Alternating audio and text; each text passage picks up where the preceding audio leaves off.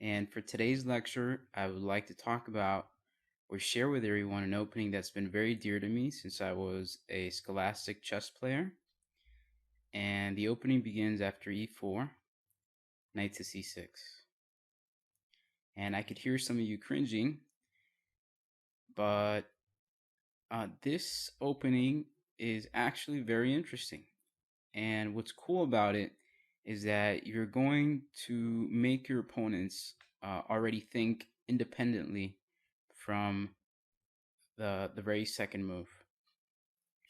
Now, in order of popularity, the move that you'll be facing the most is knight to f3.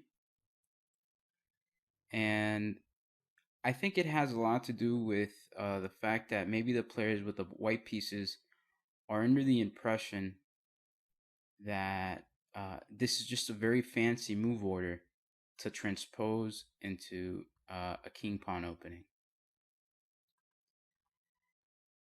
The second most popular move is d4, and in my opinion, this is the most principled reply by white, and that's because white is trying to seize as much space as possible given the opportunity. The next move is knight to c3. So the move we'll talk about today is knight to f3, and after today's session, I think everybody could begin adopting the opening.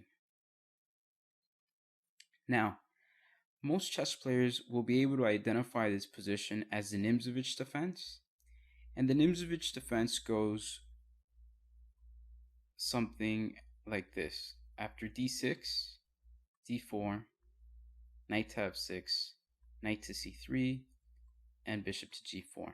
And this is a very common structure in the 𝐻𝐬𝐬𝐻, but as a young player, I really never liked this position because let's say after bishop to e3, black usually plays a move like e6, and I always found that the pawns on e6 and d6, the structure was not that appealing to me, and even today, I don't like this opening for black. Although I could say that there have been some very strong grandmasters who've dedicated a good portion of their career to this position, just to mention a few, the late Tony Miles. So back to the original position. Here the move that I suggest or advocate for black is d5.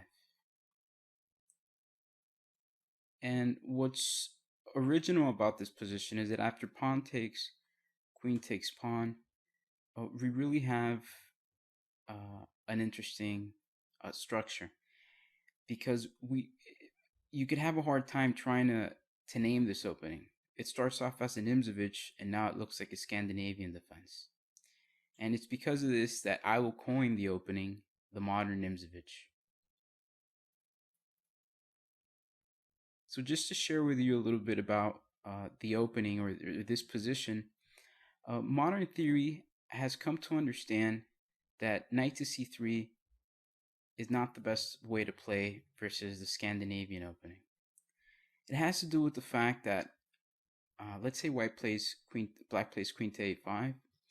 In the Scandinavian, typically there's a pawn on c6, and because of that pawn, this knight really doesn't have that many good prospects. And so the way that most white players are playing versus the Scandinavian is by playing bishop to e2, prolonging the development of the knight on b1, and simply following the plan of playing d4, followed by c4, gaining a tempo on the queen, and at the same time, the pawn duel on d4 and c4, guaranteeing them an advantage in space for the rest of the game.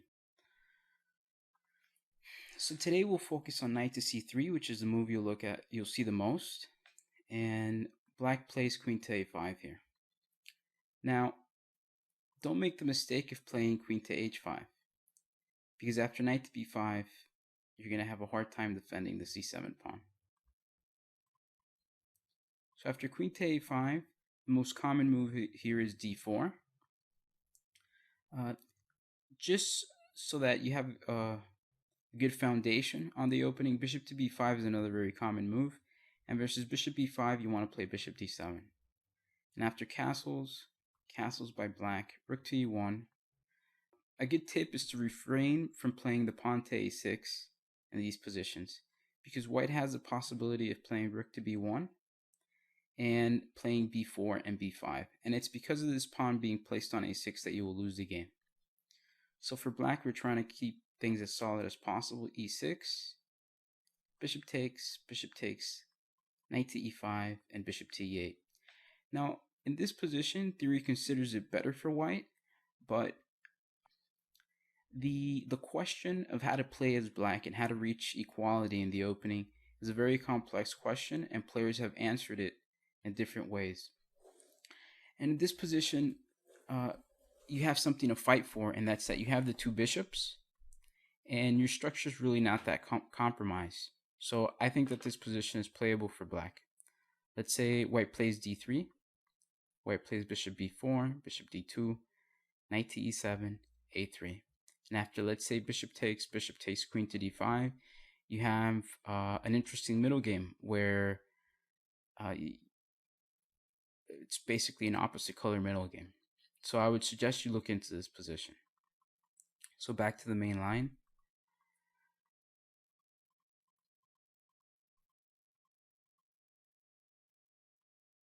Okay, so white plays d4 here, and as black, we play bishop to g4.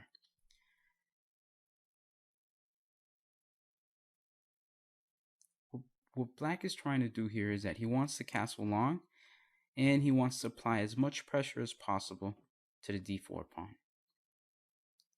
Here in this position, white has two moves: bishop to b5, which is the best one, and h3. We'll start with h3 first. Black is forced to capture on f3, and queen takes. Now, queen to h5 is not a good move because white has a very stunning pawn takes bishop. And after queen takes rook, knight to e4. And the threat now is knight to g3, and the queen is trapped.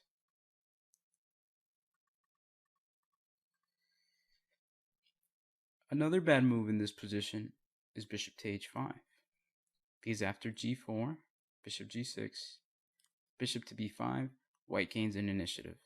He could play knight to e5 next, or h4 followed by h5.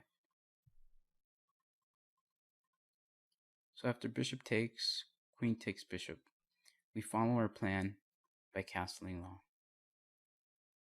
And now the question is put to white as to how to respond versus the threat on d4 and the pawn that's hanging on f7.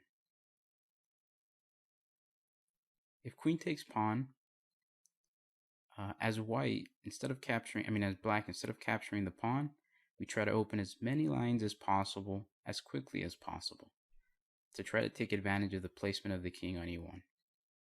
So white keeps the lines closed, and we play knight to d4.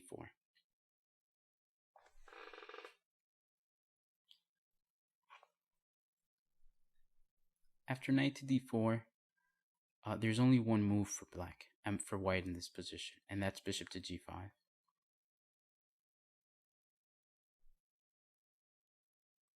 If bishop d3, then black plays knight to f6, and there's a trap that black is setting up for white. It's a little challenging, but I would suggest you try to figure it out. The idea is that, let's say if white just plays bishop to e3, then black would play rook to d7, and all of a sudden, the queen is trapped. So like I said, this is very, very tricky.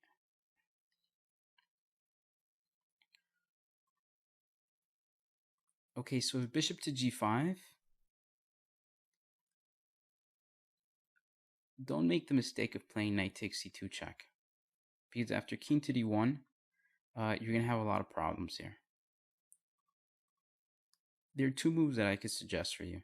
The first one is a very startling bishop to a3.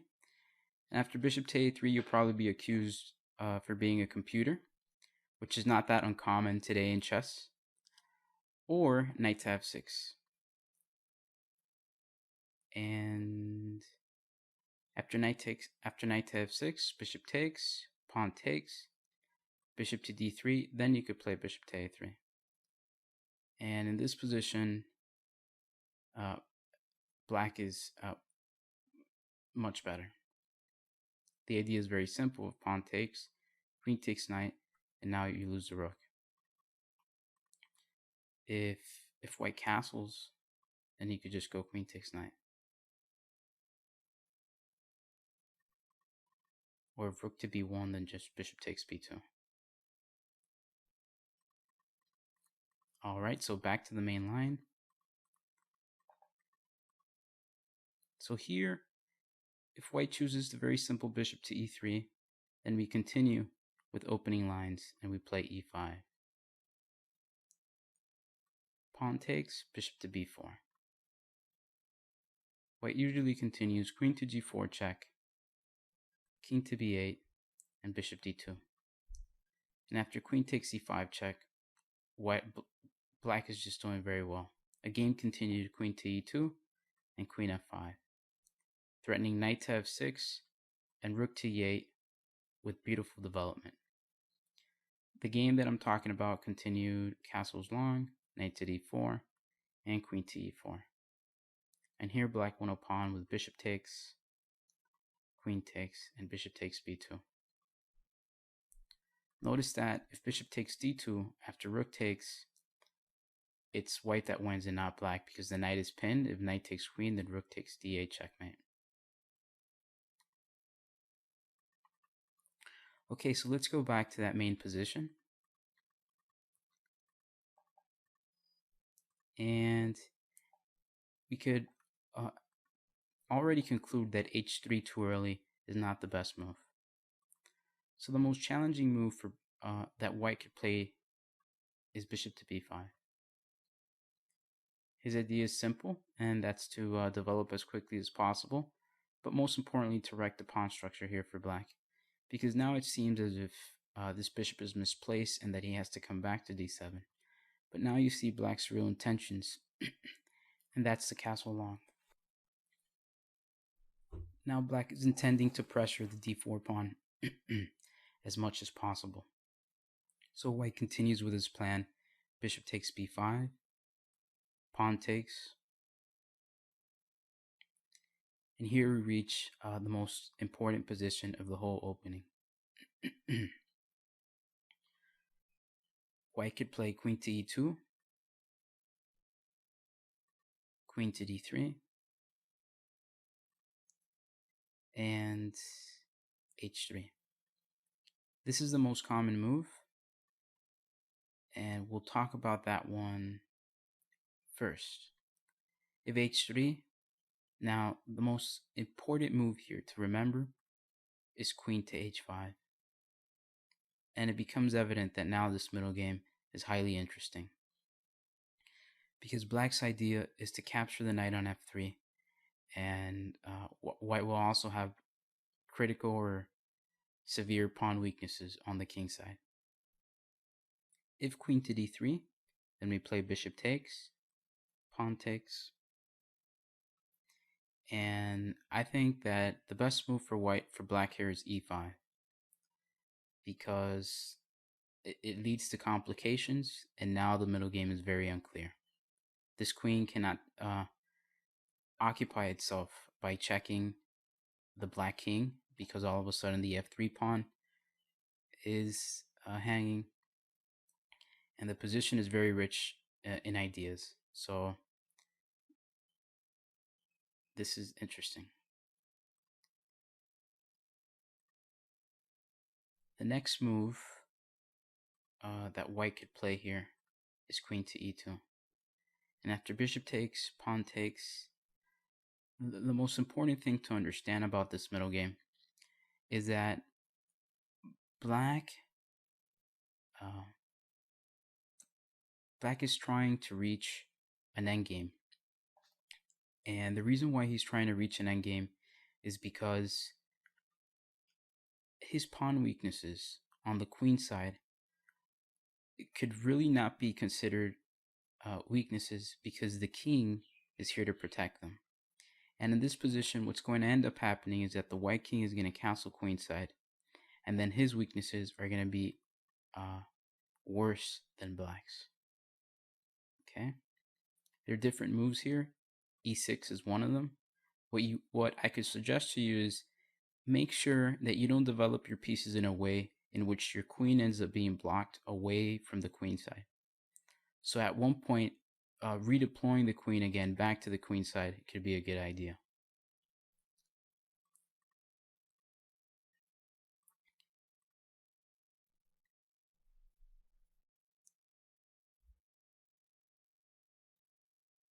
Now instead of h3, a common mistake by white is castles. If white castles here, you could be very happy to see the move, and you could play e5. And it's going to be hard to see a player with the white pieces that could come out alive out of this position. The most natural reply is h3, and after bishop takes, queen takes, pawn takes knight, and white just finished losing a pawn. If queen takes pawn, you could capture the knight without any concerns, because after queen to a8 check, king to d7, rook to d1 check, we have bishop to d6, and this position is black is just up a piece here. So the most common reply is knight to e4, and after queen to d5, black could be happy that he's up a pawn. f5 is coming, and we're going to go into an endgame.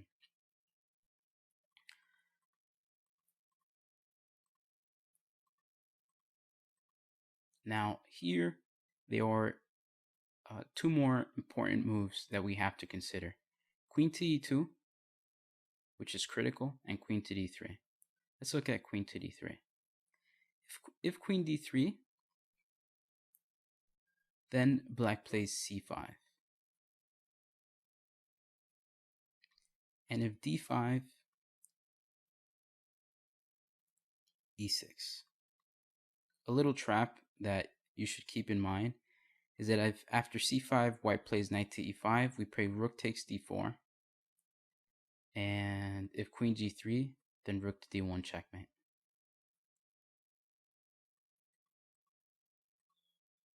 Okay, so the most common move, d5, we play e6, bishop to d2, and here black has a nice combination that guarantees him a good position.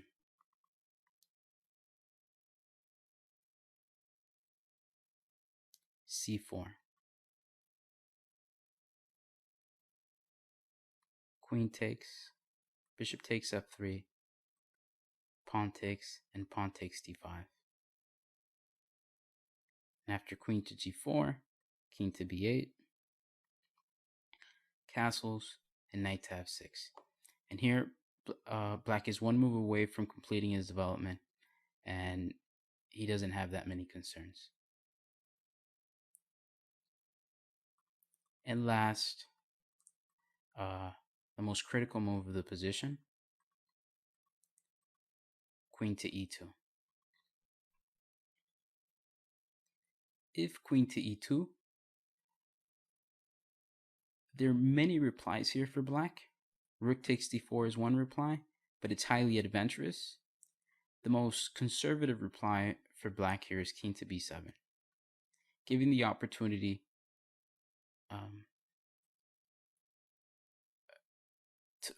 to the black queen to gain flexibility. Now, there are many threats. Queen to h5 is one of them. Queen to a6 is another threat. The most common reply here for white is the crazy b4. And you should be happy if you see that move, because the best move is queen to f5, and white will play b5. And after b5, we play bishop takes f3. Notice that white can't capture because we capture with the bishop. So white captures back, and here we play c5. And this is another unclear middle game.